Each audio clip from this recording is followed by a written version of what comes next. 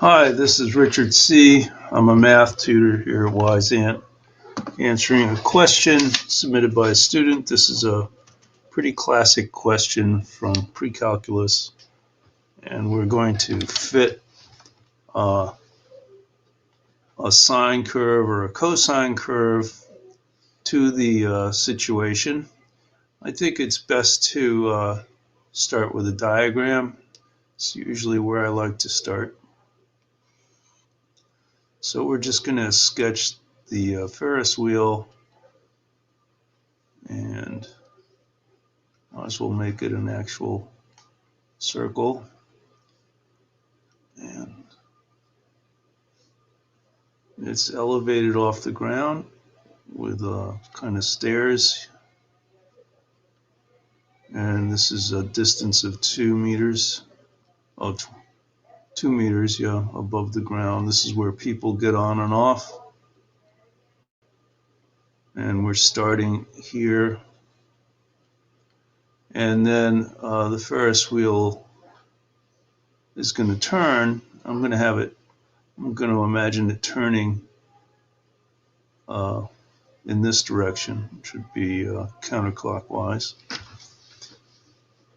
The diameter of this is 20, so this is going to be a 12 here. This is going to be a 2, obviously. And then when it reaches the top, so this is the midline here, 12, and then 10 more here, so 22 at the top. So it's going to start here, and then it's going to move here to the midline, then the maximum, then back to the midline, and then back to where it starts. The other thing that we're told is it takes 5 minutes to do one complete revolution, so the period is 5. The amplitude, hopefully you've learned the amplitude, is that distance. It's basically the radius.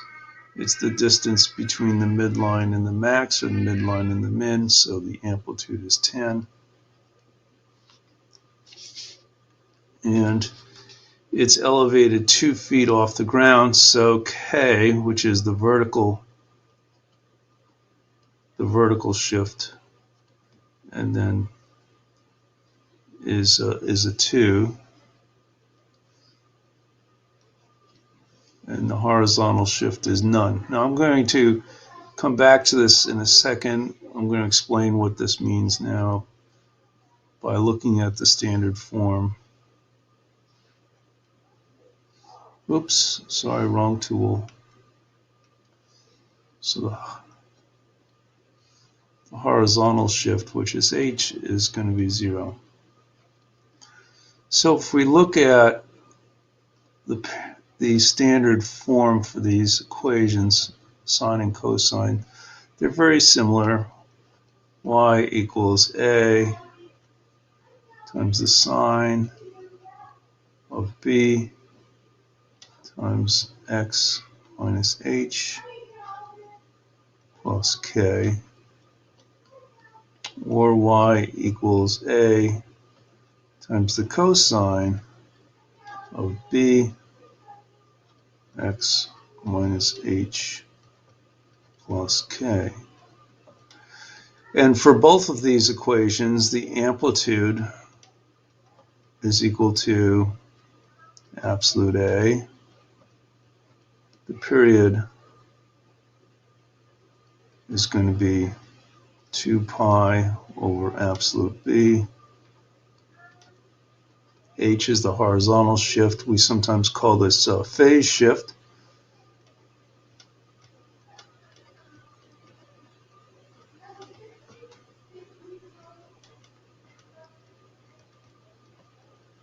And K is the vertical shift.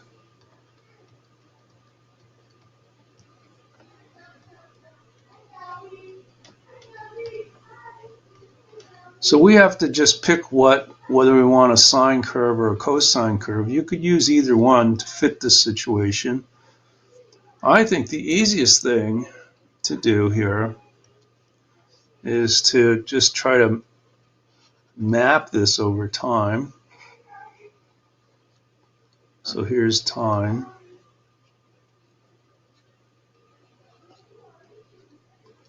That's not very good handwriting. Get rid of that.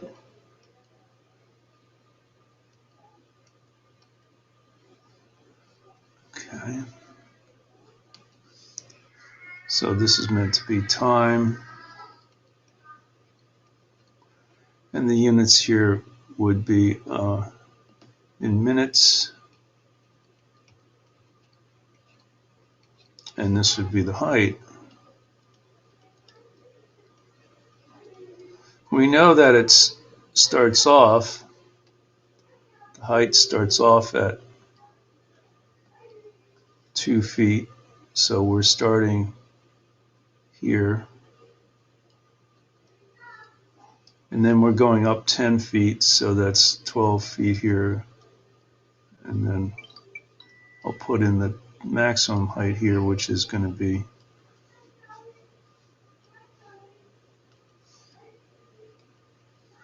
22.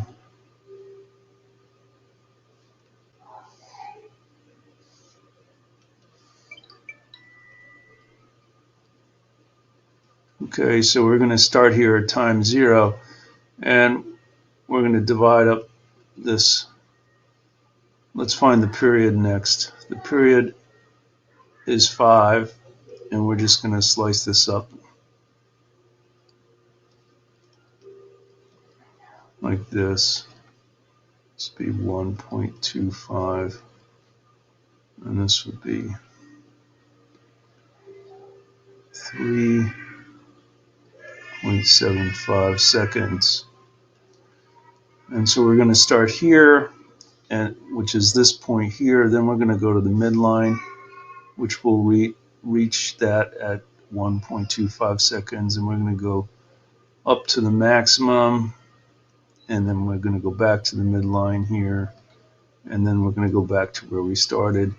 And you fill in these dots, and that's the graph that we want to work with.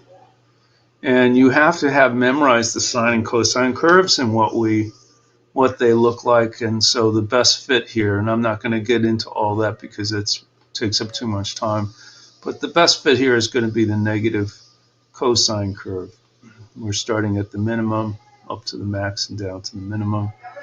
The cosine curve looks like this, but it's flipped over this has been reflected over the the x-axis here. Sorry. So now it's time to write our equation. So y equals, now a is going to be, our amplitude is 10, but we need a negative 10 to reflect it over the x-axis. So negative 10 cosine. Now we have to find b. So we have this equation over here.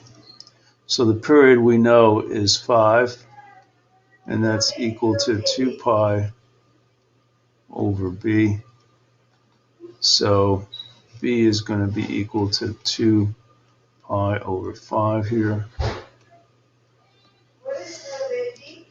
So it's going to be cosine 2 pi over 5 times x minus 0,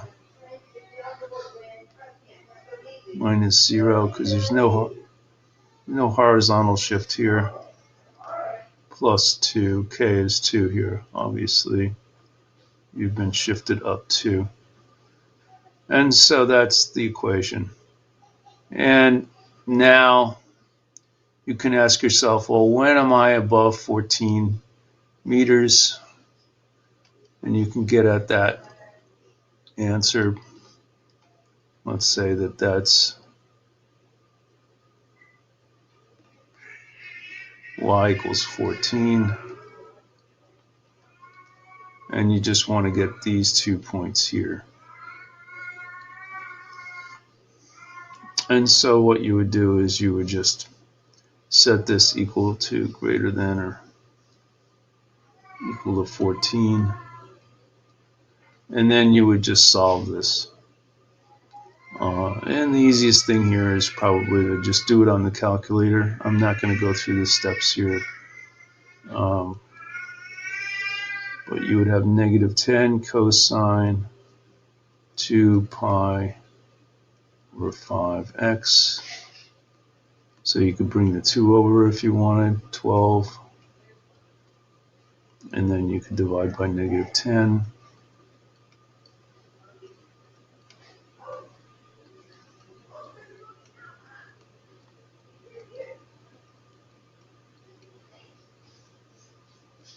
And then you could just go on your calculator and solve. I would just find the 2 points where the cosine is equal to negative 1.2 and then just use those as these endpoints. You just have to figure out what these endpoints are on the timeline here. Okay, so that's it. That's all there is to it. And this would be the region of interest here. And that's all you have to do. So a lot of this is practice, practice, practice, memorizing the parent functions, sine and cosine, memorizing what happens with a reflection over the x-axis, which is handled by a negative a here. And just, work it. When you're reading the problem, read very carefully. Make sure your diagram matches what the program is saying, what the problem is saying, and you should be okay. Just keep at it. Okay, that's it for this one. I'll see you again next time. Bye-bye.